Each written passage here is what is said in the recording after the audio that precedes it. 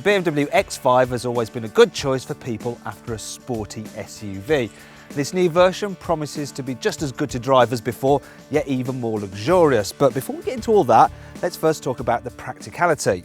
As before, you've got a split tailgate, so it's easier to open in tight spaces. The top bit, that's electrically operated. You lower the bottom bit by pulling that lever. You can sit on this bit if you want to take a bit of a rest. But it also improves loading and unloading of really heavy items, so you won't hurt your back.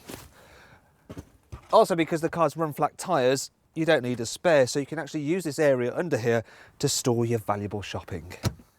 In terms of outright boot space, the X5 is slightly down on its main rivals, but only by a few litres. But when you fold the three-way splittable seats down flat, its total volume is actually bigger than many rivals. So you lose some, you win some. This new X5 is built on the same platform as the old X5, but BMW have given it a squarer body, and that means you've got more interior space. And as you can see, there's plenty of room in the back seats, even for adults, and you'll be fine even if you're over 6 foot. You can actually fit 3 abreast here if you need to, because the centre seat is pretty usable, and it helps that the floor, well, that's almost completely flat, so everyone has somewhere to put their feet. Storage in the back is good too, with useful door bins, cup holders in the armrest, and airplane-style folders in the seat backs. Up front, the X5 is no MPV, but it has as many useful cubbies as its rivals, and the door bins are especially large.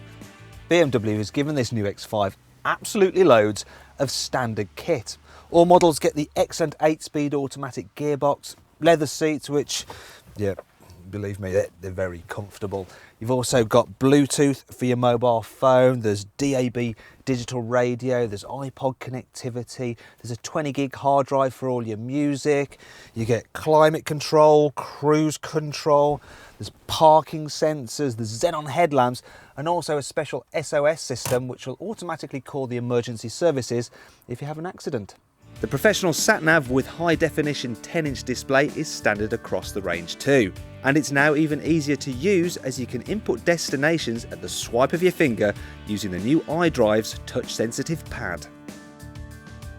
That's not the only improvement though. The redesigned interior is noticeably more upmarket than before and feels very avant-garde. If you want to make your X5 feel even posher inside, you can get some upgraded leather, mood lighting, surround cameras, and a panoramic sunroof which opens so wide that when you have it on its most open setting, almost makes you feel like you're sat in a convertible. The X5 is available with a wide range of engines, most of which are carried over from the previous car. There's a 4.4 litre turbo V8 that can sprint to 60 miles an hour in just 5 seconds. But the tri-turbo 3 litre diesel in this M50D is pretty much as quick, yet can return 42 miles per gallon. However, if it's economy you're after, you're going to want the new 4-cylinder diesel in the 25D model. And if you get that car with the rear-wheel drive only version of the X5, then you're looking at around 50 miles per gallon, which, considering the size of this thing, is pretty impressive. Speaking of size, the excellent visibility and raised driving position means that despite its chunky dimensions, the X5 is actually pretty easy to navigate through tight spaces. The way the X5 handles also belies its bulk. You get hardly any body roll through the corners, there's loads of grip, and I think overall this car is one of the sportiest SUVs to drive. Then there's the comfort. It's improved over the previous model, though you will want the adaptive suspension, which is standard on M Sport models, if you want the car to be as comfy as it can be. Whatever you do though, don't put the car into sports mode, because then the suspension becomes unnecessarily firm and thumpy over bumps, and the steering weight's up to the point of being annoyingly heavy. And I think overall the ride quality is slightly better in the Range Rover Sport, and that makes it a better cruiser.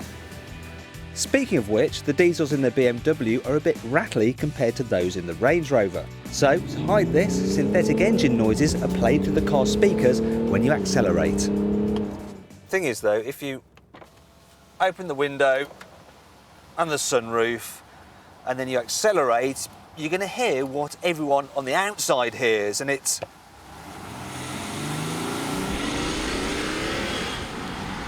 Well, there you go. It's that familiar diesel clatter, so just shut everything up and drive along in denial.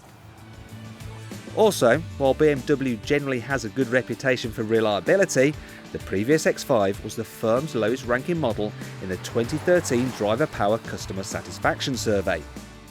In fact, it came in the bottom quartile for reliability, and remember, a lot of the old car is carried over into this new car. And click here if you want to rate your car at driverpower.co.uk.